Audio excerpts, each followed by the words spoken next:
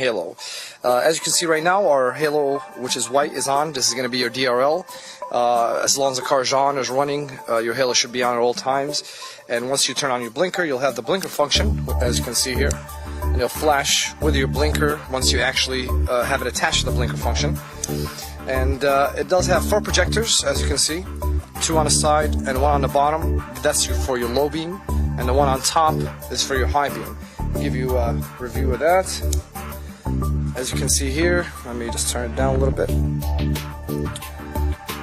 That's your low beam, and then once you turn on the high beam,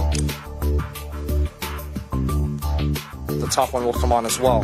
And as you can see with the blinker function, it will look like this once your blinker function is actually connected. So this 7-inch headlight will install on a lot of the Jeep Wranglers, also a lot of the classic cars, and some of the Harleys and choppers as well that use a 7-inch round. This kit comes with a pair, and also comes with adapters for the H4 and H13 headlights, so you won't have any issues in regards to connecting to either one, as you can see here. These headlights are running at 45 watts for the low beams and 60 watts for the high beam. And a little bit, once it gets darker here, we're going to go ahead and do a test and show you the spread and also the distance that this light